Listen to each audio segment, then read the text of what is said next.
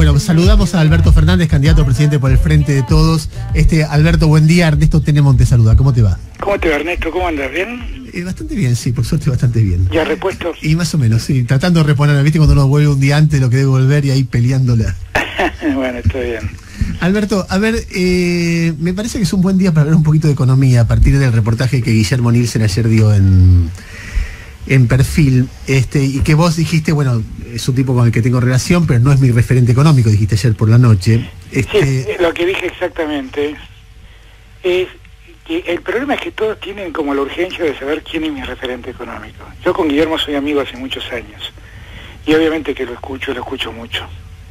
Y obviamente que él tiene sus propios criterios, que yo respeto y que no necesariamente avalo, porque bueno, cada uno tiene independencia de criterio y puede pensar lo que quiera y lo que se le ocurra, pero lo que pasa es que me parece que, bueno, son esas cosas que a veces hace la prensa y fundamentalmente ese medio, de hacer hincapié en algo que, bueno, que no es así. Claro, lo ponen a Guillermo Nielsen como mi referente, pareciera ser que habla por mí, pero no, habla por él. Esto es todo lo que quise decir.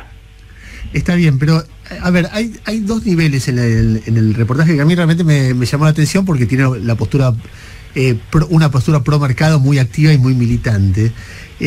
Una es lo que dice Kicillof, que no es solamente el título de la nota, porque por un lado dice, efectivamente, es ignorante en algunas cosas. Después en un momento dice, no hay que ser dogmático ni como Sturzenegger ni como Kicillof. Después dice en un momento, taxativamente, cuando desde el otro lado lo están acusando de marxista, dice textualmente, Kicillof es un keynesiano disfrazado de marxista. O sea que hay una... No, es al revés que dijo, es un marxista disfrazado de keynesiano. Exactamente, es un marxista disfrazado de keynesiano, así lo dijo. Sí. Nada, entonces uno ve como distintos puntos de vista en el mundo kirchnerista o el mundo del peronismo respecto de quién es Kicillof, qué hacer con la economía, etcétera, ¿no? Mira, vos sabés que yo a lo largo de mis años he aprendido mucho de economía, y la verdad tengo criterios propios sobre economía. La primera ventaja que tengo es que no soy un economista, y entonces no entro en las guerras de los economistas, porque gran parte del debate que se ha abierto con Nielsen y Kicillof tiene que ver con una pelea entre economistas que tienen que ver más con lo académico, con otra cosa, que no es mi problema, sinceramente no es mi problema, sinceramente no es ese mi problema. Mi problema es ver cómo salimos del atolladero en el que estamos, ¿no? Donde tenemos una cantidad de pobres que todos los días caen en la pobreza como producto de estas políticas económicas. Ese es el verdadero problema que tengo. Y ahí me parece que lo que yo he aprendido estando en el Estado, y he estado mucho tiempo dedicado a la economía, porque he sido en épocas de Alfonsín, soy director de jurídicos de economía y trabajé todos esos años en el Ministerio de Economía, después fui superintendente de seguros y seguí trabajando en el mundo de la economía, y después como jefe de gabinete seguí involucrado en el tema de la economía. La verdad lo que yo he aprendido es que no hay soluciones dogmáticas. La verdad es esta, no hay soluciones dogmáticas. Las soluciones son siempre, frente al hecho concreto, ver cómo vos podés salir del atolladero en el que te somete la economía. El problema que tuvimos nosotros con Macri, precisamente, es que con Federico Sturzenegger tuvimos un dogmático al frente del Banco Central queriendo resolver el problema de la inflación a través de la moneda. Y el problema que tuvimos es que la inflación en Argentina no responde solo a un fenómeno de moneda. Y así llevamos 3 años y medio queriendo bajar la inflación, bajando el consumo, y la inflación no baja y la economía se destruye porque la Argentina consume el 70% de lo que produce. Esto es lo que te pasa cuando pones a un dogmático al frente de la economía. Esto es lo que te pasa. Entonces, ¿qué es lo que creo yo? Que hay que salir de esos debates. Sinceramente hay que salir de esos debates. Está claro que el problema de la inflación no responde a un problema monetario. Tal vez el problema monetario lo agrave, pero no es centralmente el problema. Ahora, Alberto, de cualquier manera... Déjame que termine de darte una idea que por ahí me permite aclarar mejor lo que quiero decir. Hace muchos años, no tantos, algunos años atrás, cuando Pepe Mujica competía con Astori, viajé a Uruguay a verlo a Pepe. Astori me pidió verme, lo vi, y Astori me dijo ahí una una cosa que a mí me quedó grabado, porque me parece una de las mejores definiciones sobre economía en países como el nuestro. Le dije, ¿sabes lo que te pasa, Danilo? Que en esta competencia que tenés con Pepe, muchos te ven como un neoliberal. Y me dijo, ¿pero por qué un neoliberal? Bueno, por tu paso por economía. Y me dice, Alberto, vos sabés cómo es un Ministerio de Economía en nuestros países. Es lo más parecido a un taller de autos. Yo lo miré con cara de desconcierto y me dice, mirá, esto es así. A veces te entra un auto con un problema de carburación y para desarmar el carburador necesitas una llave de 3 pulgadas. Y después te entra otro auto con el mismo problema de carburación, pero para desarmar ese carburador necesitas una llave de 7 pulgadas. La verdad, para resolver el problema de carburación, tenés que usar la llave que más te sirva. Y la verdad me sirvió de mucho esa explicación, porque es objetivamente así. Hay veces donde tenés que dejar que el Estado funcione, que el Estado se meta, y hay veces donde tenés que dejar que el mercado funcione. Pero no es una cosa o la otra. Ahora, Fernández, ¿cómo le va? Buen día, Gustavo Gravia lo saluda. ¿Qué tal, Gustavo? Muy bien, por suerte, gracias. Usted, más allá de que dice, bueno, es una pelea entre economistas, casi como si fuera una pelea entre vedettes a veces, ¿no? La forma en que usted lo está contando. Usted en el acto usted en el acto del lunes pasado en Mar del Plata planteó que usted había tenido diferencias puntuales y que las sigue teniendo sobre decisiones económicas que piensa o que había tomado Kicillof. Esas diferencias que usted planteaba, ¿son las mismas que plantea Nielsen o son distintas? No, sí que plantea Nielsen, porque Nielsen hace medio un planteo ideológico. No es una discusión entre vedettes, es una discusión académica, es un poco mejor que eso, ¿no? Tampoco vamos a maltratar. Bueno, pero un poco de vedettes tienen. Bueno, qué sé yo, sí, pero digo, es una discusión un poquito más... Está bien, pero yendo al fondo del asunto que usted planteaba el lunes pasado, en aquel acto que usted tenía diferencias con Kicillof en materia económica. Siempre digo lo mismo y cuento lo mismo. Miren, yo he hecho muchas críticas a la economía de Cristina. De hecho, sigo diciendo hasta el día de hoy que dejó 3 problemas y que el problema que tenemos es que Macri las profundizó los problemas, no los resolvió. Con lo cual... ¿Qué son? ¿Qué déficit, inflación, pobreza? Es déficit, inflación y cepo en materia económica. La pobreza es una consecuencia. Déficit, inflación y cepo. Ahora, los 3 problemas los profundizó Macri. Los 3. El cepo lo resolvió eliminándolo, generó una devaluación que el primer año le hizo tener 40 puntos de inflación. Y resolvió el problema del cepo tomando deuda, y hoy tenemos una deuda que representa casi el 100% del PBI. Cuando recibió un país donde la deuda era del 35% del PBI. Entonces, no quiero hablar del déficit fiscal, que hoy es casi de 6 puntos. No quiero hablar del terrible ajuste que vemos que han hecho, hoy se conocen cómo ajustaron. Fíjense que el mayor ajuste se da en la obra pública, tenemos el mayor recorte de obra pública que ha habido, y se jactan de estar haciendo obra pública. Digo, pero bueno, no vamos a poner, pasa por ahí el tema. No, pero quizá la pregunta del millón, y usted se va a enojar cuando se la haga nuevamente. Puedo estar, Gustavo, déjeme terminar la idea, porque si no, no termino. Está claro que yo tuve diferencias, está claro que las visiones que tenemos sobre lo que pasó no necesariamente son las mismas. Ahora, ¿con qué me encontré yo cuando lo conocí a Axel? Porque yo la verdad no lo conocí a Axel. Me encontré con un tipo muy abierto, muy franco, muy receptivo a las críticas. Muchas de las críticas que le hice me dijo, en esto tenés razón, pero mira, este era el escenario y en este contexto tenía el dilema de hacer esto u otra cosa. Y muchas veces me dio explicación de estas cosas. Yo lo que nunca diría de Kicillof es que es un ignorante, y tampoco diría que es un marxista. Es un pragmático de la economía, es un pragmático. Lo que pasa es que es un pragmático más atento a la situación de la gente que a la situación de los mercados.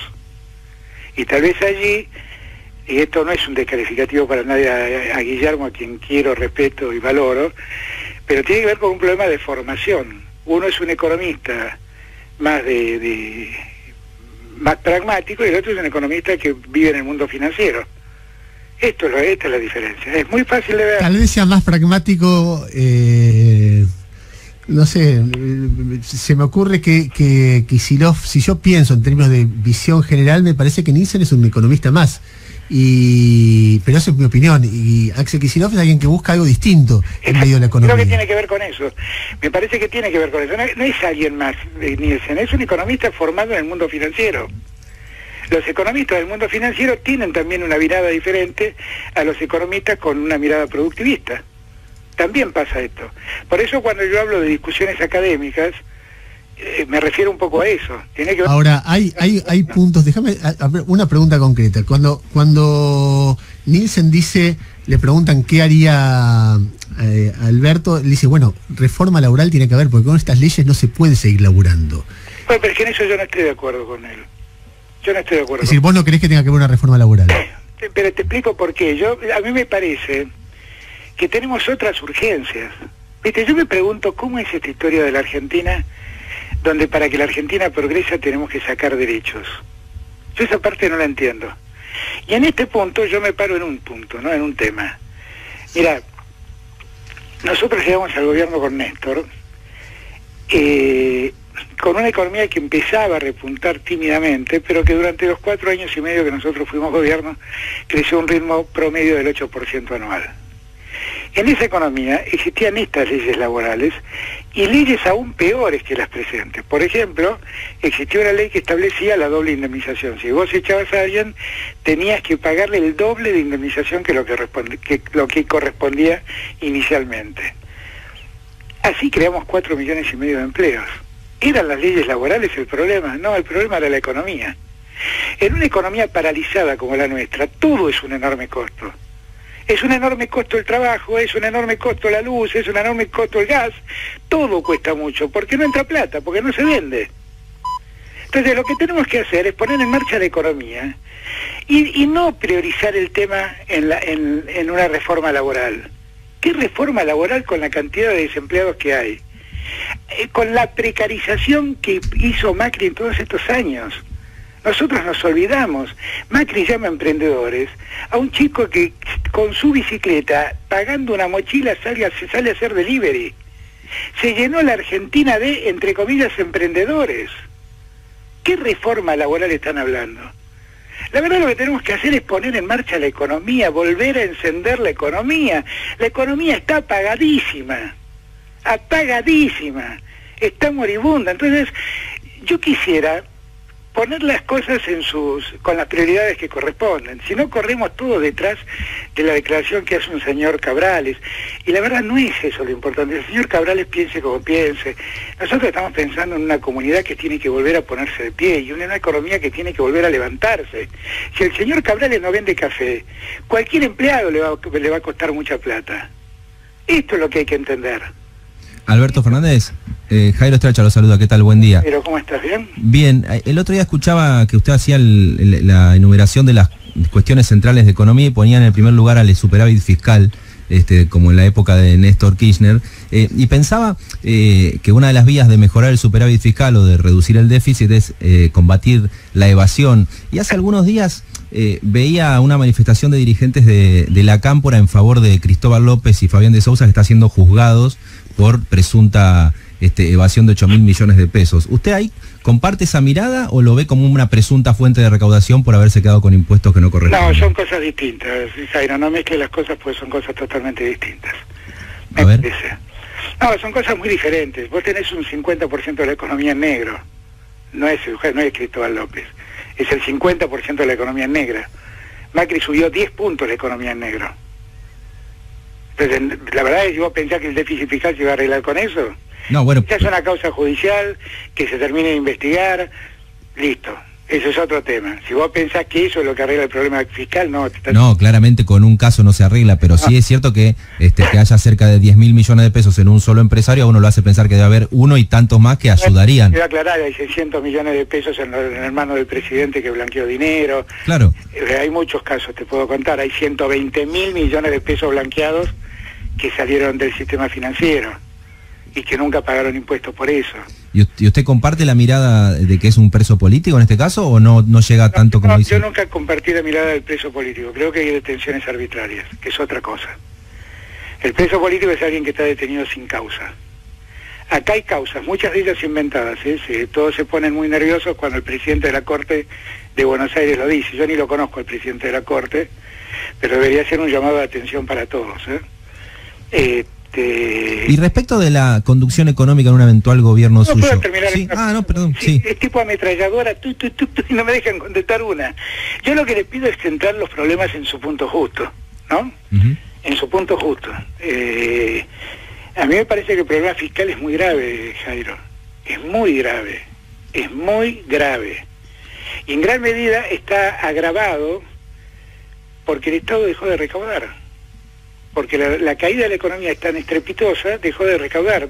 Vos por ahí no lo tengas presente, pero alrededor del 60% de los ingresos son para el Estado, son impuestos que cobra el consumo y a ganancias. Y estamos en una economía donde el consumo se cayó de un modo feroz. Pensá que en los últimos 2 meses el consumo en supermercados cayó el 10% cada mes. Y además esto no produce ganancias, con lo cual la recaudación de ganancias también se pincha. Entonces, el mayor problema que tenemos es ese. El otro día, hablando con el gobernador de Schiaretti, me contaba que como la inflación es tan feroz, en verdad él está cobrando el equivalente en impuestos coparticipables a 11 meses de recaudación. O sea, pierde un mes entero de impuestos. ¿Te das cuenta de lo que estamos hablando? Y en ese punto me interesa un detalle que hace al comienzo de las preguntas que había sobre las diferencias de mirada. Porque si usted habla con algunas personas que lo pueden asesorar, le pueden decir la importancia que usted resalta del superávit fiscal para que la economía esté fuerte y crezca, pero uno puede escuchar a gente que hablaba más con la expresidenta, como Axel Kicillof, que dice, bueno, un poco de déficit no viene mal si eso ayuda a que la economía crezca. Esa siempre fue una mala respuesta, no sé si de Axel, de muchos. No se le escuché nunca a Axel, pero sí se le escuché a muchos. Esa siempre fue una mala respuesta. Eso siempre es una mala respuesta, porque el déficit fiscal es como una... es para un alcohólico como tomar un poquito de vino. Cuando empezaste a tomarlo y eras un alcohólico recuperado, empezás a caer de vuelta en el problema. Y en verdad lo ideal sería mantener las reglas que siempre tuvimos en los años de Néstor, que yo valoro tanto, ¿no? Volver a recuperar el superávit comercial, volver a recuperar el superávit fiscal, garantizarnos de volver a acumular reservas. Para eso hay que producir y exportar, cosa que la Argentina tampoco está haciendo, porque tiene el dólar muy retrasado. Hay que tener un dólar competitivo, que hoy no tenemos y por eso no se exporta, y hay que desendeudar a la Argentina. Ese es el verdadero dilema. El dilema es entre los que endeudan y los que queremos desendeudarle. El desendeudamiento no es una definición ideológica, es poder decidir por nosotros mismos y poder organizar nuestro futuro por nosotros mismos. Mientras estás endeudado, esa capacidad la perdés. Ahora, Fernández, usted dice, y es obvio, que hay que recuperar el mercado laboral, cuyo problema venía de antes de arrastre y se agudizó en estos últimos 4 años. Teniendo en cuenta esa situación, ¿le llama la atención el título que aparece hoy en un par de matutinos de que la CGT no va a apoyar a ninguno de los candidatos? Esas son internas de la CGT, yo no me voy a meter en eso. La verdad que mi problema tampoco son los sindicalistas. Mi problema es la gente. Alberto, el sábado en Santa Cruz, Cristina habló de la relación con el Fondo Monetario. Sí. Y si yo tuviera que hacer un degradé en términos de simbólicamente y en términos concretos qué está diciendo cada uno, me da la impresión de que Nielsen es el más acuerdista, vos tenés una posición intermedia junto con Culfas y la gente que te acompañó a la reunión con el fondo, y Cristina está en una posición más dura. Me gustaría que escuches, es 45 segundos del fragmento que ella dijo, a ver si te parece que es más dura que vos o pensás igual, ¿puede ser? Bueno. Escuchá. En este caso puntual del fondo y de estos préstamos de 57.000 millones de dólares, el fondo le permitió hacer cosas al gobierno que están prohibidas por la propia Carta Orgánica del Fondo Monetario Internacional. Ojo, ¿por qué digo esto? Y acá mi concepción de abogada, ¿no? El Fondo Monetario Internacional se rige por es un organismo multilateral. Nosotros formamos parte del Fondo Monetario Internacional como país, como nación, y por lo tanto estamos sujetos a las reglas que rigen el fondo, el propio fondo, todos los países. Bueno, el fondo violó las disposiciones de su propia Carta Orgánica, lo que rige, y le permitió hacer el tema de la fuga de dólares que se está produciendo. Bueno, eso también hay que verlo y mirarlo en función también de nuestra participación dentro de la comunidad internacional. No somos una republiqueta bananera, somos un país que merece ser escuchado y que está dispuesto a escuchar a todos, pero, por favor, ¿por qué tengo que aceptar que se violen las reglas y después me hagan pagar a mí las consecuencias de haberlas violado? No me parece justo. No me parece justo. Y no hay que ser abogado. Bueno, ahí vos la escuchaste básicamente diciendo, en todo caso recurriremos a la comunidad internacional, pero es injusto que nos hagan pagar la deuda que contrajo Macri de esta manera, rompiendo la regla del fondo. ¿Vos estás de acuerdo con eso? Pero mira, con toda franqueza, Cristina está repitiendo lo mismo que dije yo en la reunión que tuve con Werner y que dice el comunicado que yo difundí, el comunicado de prensa que yo difundí cuando terminó esa reunión. ¿Qué le dije yo a Werner? Le dije, Werner, el artículo 6 de la Carta Fundacional del Fondo dice que los recursos del fondo no pueden ser utilizados para financiar fugas de divisas. El fondo dispuso un préstamo a la Argentina de 57.000 millones, que hasta este momento, de los que hasta este momento entraron 39.000. En el periodo en que se dispuso el crédito, hasta ese momento, entraron 39.000 millones y se fugaron 30.000 del sistema financiero argentino. Ustedes no están cumpliendo con el artículo 6. No están cumpliendo. Quedan 10.800 millones más por entrar de acá hasta que se vaya Macri. Yo les advierto, se los estoy dando por escrito y lo estoy haciendo público. Ustedes son corresponsables de esto, porque están defeccionando con una norma del Fondo Monetario Internacional. Yo todavía le hablé, le dije, yo soy abogado. Cristina está repitiendo mi comunicado, con sus modos, pero está repitiendo mi comunicado. Exactamente lo mismo. Y Werner me miró con mucha atención y le dije, ustedes pueden ser corresponsables de lo que está pasando. Se lo estoy advirtiendo y se lo estoy dando por escrito. Y el comunicado mío dice exactamente esto, que si vos querés después te lo mando para que lo veas. No, lo recuerdo. Pero dice exactamente lo mismo que está diciendo Cristina. Fernández, Sebastián Catalano, buen día. Una pregunta muy corta. Quería saber si usted antes de las PASO va a decir quién es el referente económico, su referente económico, el referente económico del espacio que representa. No voy a definir nada. ¿Sabes por qué? Porque si yo tengo que definir hoy quiénes son mis personas, las personas que me van a acompañar, voy a tener que elegir entre los que me acompañan. Y si a mí me llega bien y la gente me acompaña y deposita su confianza en mí, voy a poder elegir entre los mejores. Así que esperen que pueda tener a los mejores para disponer y punto. Sobre la campaña que se está haciendo para las PASO, está claro que el gobierno, como bueno, no puede golpear sobre su figura, porque usted en algún momento dejó el gobierno kirchnerista y fue crítico de muchas medidas, está golpeando claramente sobre un punto que es el presunto poder de la Cámpora en un futuro gobierno suyo. Y uno supone que si golpean ahí, lo dijo Pichetto, lo dice la actual gobernadora María Eugenia Vidal en todas las entrevistas que está dando, es porque supone que hay algún tipo de terreno fértil sobre cuestiones de la Cámpora que pueden separar a determinado electorado de esa agrupación. ¿Qué piensa usted al respecto? Que la verdad hay una gran demonización sobre la Cámpora, que si uno mira objetivamente, la Cámpora va a tener la mitad de los diputados que hoy tiene en el futuro, que todo es un gran juego de imágenes donde demonizan a la Cámpora injustamente, muy injustamente, y donde quieren sembrar un miedo donde no debe sembrarlo, ¿no? En verdad, la gente lo que le tiene que tener miedo es a Macri. La gente lo que tiene que tenerle miedo es a todos los dirigentes que acompañaron a Macri, entre ellos Vidal. La gente a lo que le tiene que tener miedo es a la deuda de la provincia de Buenos Aires, que en la gestión de Vidal se multiplicó por 2. La gente a lo que le tiene que tener miedo es a la Policía Federal con la Policía Bonaerense tiroteándose cada 2 por 3 para ver quién controla el tema de la droga. Y ellos dicen que han luchado contra la droga. Eso es a lo que le tienen que tener miedo. La gente a lo que le tiene que tener miedo es a un ministro de Defensa elogiándolo a Rico, diciendo que Rico, bueno, finalmente hizo una pavadita en épocas de Alfonsín.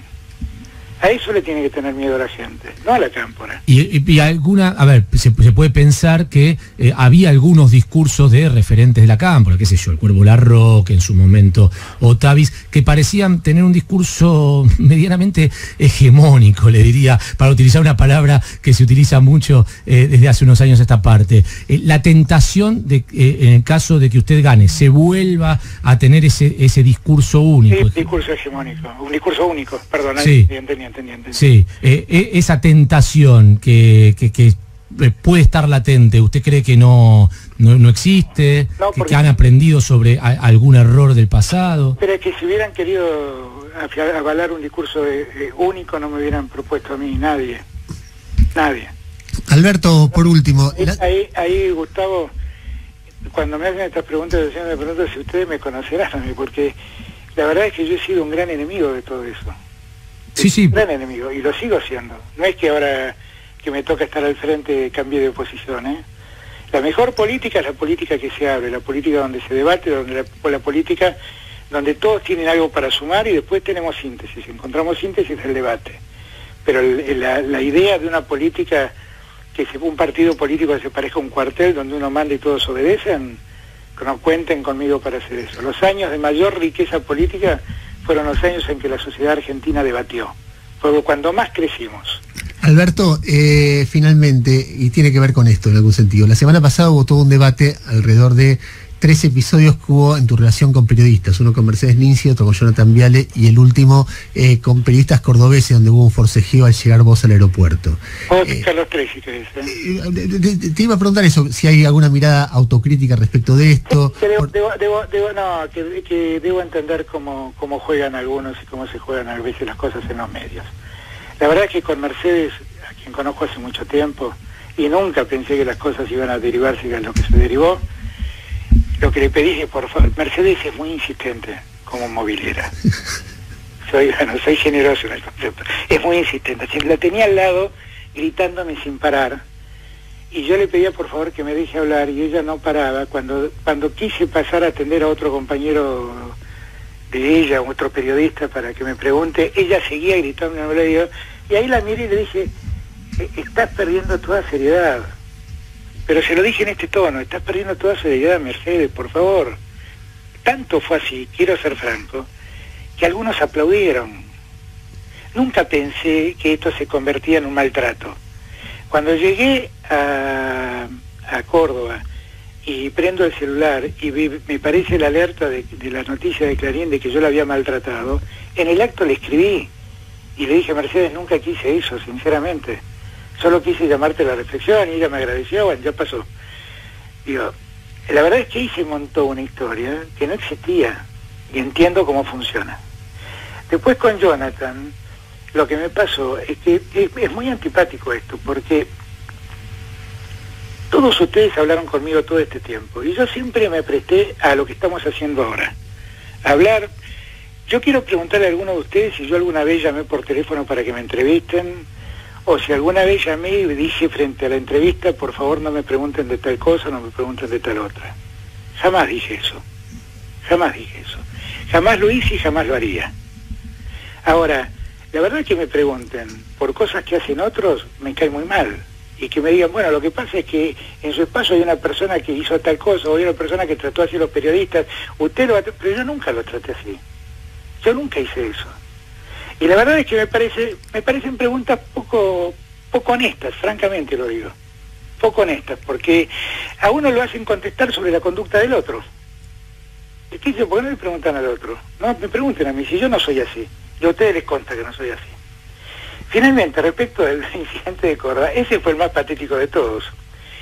Porque salgo del avión, había un tumulto de gente, y yo caminaba en el medio del tumulto, mientras un señor con un micrófono que parecía ser de Telefe, me gritaba, ¿cuánto va a costar el dólar en diciembre? Y yo lo miré y dije, ¿a vos te parece que este es el momento para que me preguntes eso? Ese es el maltrato del periodista. Tanto es así que cuando salí de la reunión con Schiaretti, di de vuelta ahí en la explanada de la Casa de Gobierno cordobesa una conferencia de prensa, estaba el señor Etti y me pidió disculpas por lo que había pasado. Ahora, de todo eso le ha servido al Diario de la Nación para decir que estoy estresado en la campaña.